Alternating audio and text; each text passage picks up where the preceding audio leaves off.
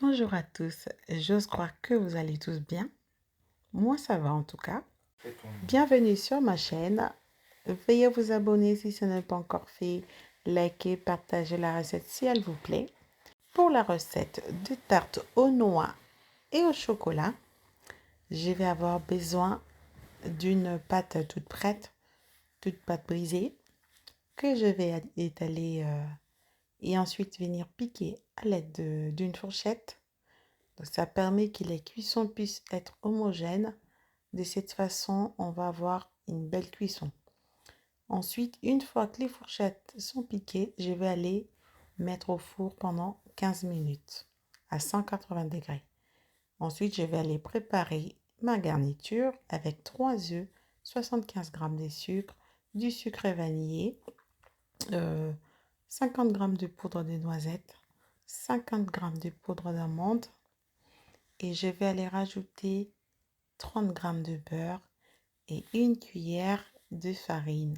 Vous pouvez rajouter à la place des farines, vous pouvez rajouter une cuillère à soupe de fécule de maïs ou de pommes de terre. Ça marchera très bien aussi. Ensuite, je vais à l'aide de mon fouet, je vais aller bien mélanger.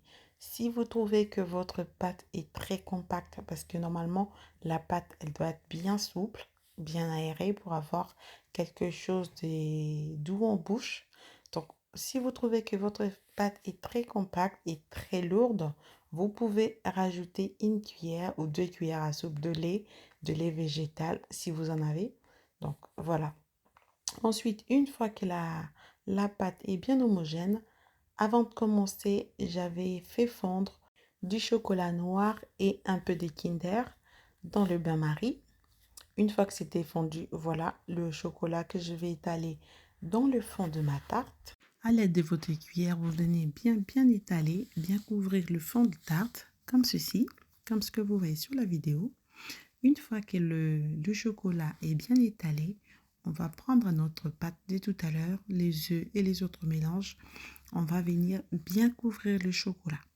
Il faut faire en sorte que, voilà, à l'aide de la maryse, je prends bien la pâte, je ramène vers le bord, comme ceci. Donc, on étale bien. Une fois que la pâte va être bien étalée, donc avant de continuer, chers amis, n'oubliez pas de vous abonner, d'aimer la vidéo et de me laisser un commentaire juste en dessous, s'il vous plaît. Merci beaucoup à vous. Voilà. Pour revenir à la recette, donc voilà, une fois que la pâte va être bien étalée, on va prendre une poignée de noix. On va les mettre par-dessus la pâte. Et on va prendre aussi une poignée de noix de pécan. À ce stade, vous pouvez rajouter des noisettes, des amandes si vous aimez bien. Vous pouvez rajouter n'importe quelle noix de vos envies, de votre choix. Ça ne pose aucun problème. Voilà.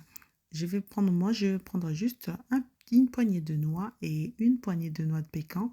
Je vais aller rajouter, mais après, on va les mettre au four à 180 degrés pendant 20 à 25 minutes. Au bout déjà des 15 minutes, il faut déjà piquer le couteau, vérifier si c'est cuit.